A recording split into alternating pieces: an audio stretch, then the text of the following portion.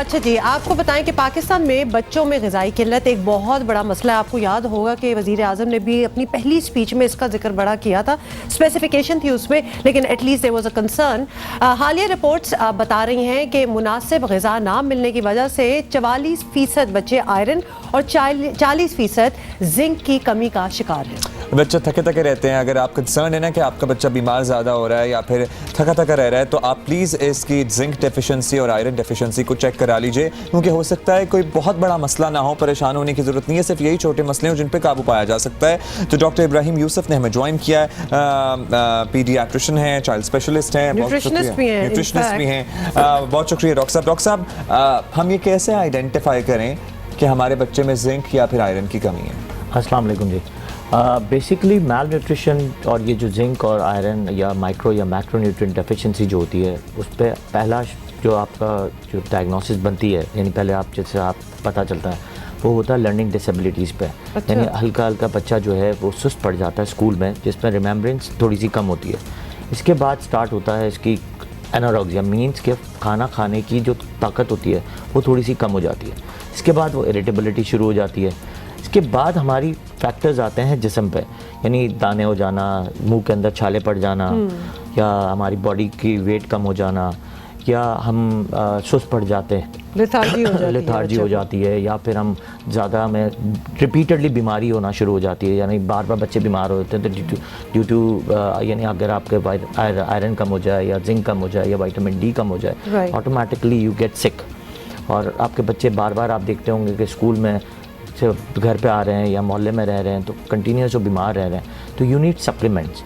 तो सप्लीमेंट्स या हमारे जो ग़िज़ा है उसको अच्छी तरह बेहतर करने के लिए हमने क्या किया है कि एक एज ए न्यूट्रिशनिस्ट हम कहते हैं कि यार अगर बच्चा अगर खाने पे नहीं आ रहा और सडनली जो है एकदम आपके इसकी ये चीज़ें की सिम्टम्स आना शुरू हो गए, हम क्या कहते हैं, हम कहते हैं कि खाने के पर फोर्स करो। अगर खाना नहीं खा रहा, एनोरेक्सिक है, अब आयरन की सिरप आप दे रहे हो वो अच्छा नहीं होता या उसका टेस्ट अच्छा नहीं होता। पता चल जाए कि दवाई एज अ दवाई पिलाई जा रही है तो वो तो ऑब्वियसली नहीं चाहेगा। तो इसके लिए एक सोल्यूशन निकाला गया कि टाइगर बिस्किट ने कि जो जिंक और आयरन उसमें ऐड करके उसमें बच्चों को देने शुरू किया कि इसमें एक यानी सस्ते में आप समझ लें कि दोनों चीज़ें जा सकती हैं विद आपने इसको आप किसी भी चीज़ में ऐड कर सकते हैं। दूध में डाल सकते हैं या चाय में डाल सकते हैं।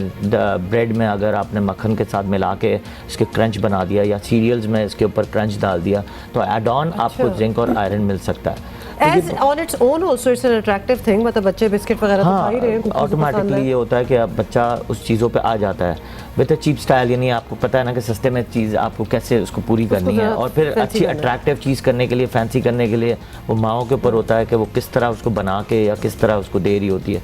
बच्चे नो डाउट चिप्स बिस्किट पे ज़्यादा होते हैं, तो हम कहते हैं कि इस तरह के जो बिस्किट्स होते हैं जिसमें एनर्जी लेवल ज़्यादा होते हैं। लेकिन डॉक्टर साहब, ये जो फिगर्स हम बता रहे हैं 44% ऑफ बच्चे जिनमें आयरन की कमी है या 40, that is a huge figure. नहीं, ये देखें, ये हमारे मुल्क में तो कम है, हमारे शहर में, अगर शहर में देखो तो कम है, लेकिन गांव में या ऐसी जगह पे जहाँ पे प्रोविजन ऑफ फूड कम है बहुत अर्ली चाइल्ड बर्थ्स हैं, आप अर्ली चाइल्ड बर्थ्स हैं, प्रीमेच्योर बच्चे जो पैदा होके बड़े हो जाते हैं, या फिर जिनके लो इकोनॉमिक स्टेटस है, उसमें ये आयरन और जिंक तो कम हो सकता है ना, क्योंकि अगर लो इकोनॉमिक है या आपके यानी हमारे जो लोअर क्लास है या लो मीडियम क्लास लोग जो हैं, उनको हमें उनके घर में जो है 6 बच्चे, 8 बच्चे, 10 बच्चे होते हैं जिनके घर में नेग्लिजेंसी ऑफ ज़्यादा होती है, तो इसमें मैल न्यूट्रिशन या प्रोटीन कैलोरी मैल न्यूट्रिशन ये बच्चे तो खा सकते हैं, ये बड़े भी खा के आयरन और जिंक की कमी पूरी कर सकते हैं। बिल्कुल कर सकते हैं, यानी ये तो एक नॉर्मल हर इंसान के लिए है ना कि अगर आपको एक न्यूट्रिशन लेना है तो न्यूट्रिशन आप इजी वे कैसे ले सकते हैं। डॉक्टर साहब, ये बात आपने बड़ी अच्छी कर दी और सवाल भी आपका बड़ा अच्छा था, बिकॉज जहाँ बच्चों के लिए कोई चीज़ें आएंगी तो वो पूरा घर, बड़े बच्चे भी होंगे, बिल्कुल छोटे बच्चे भी होंगे,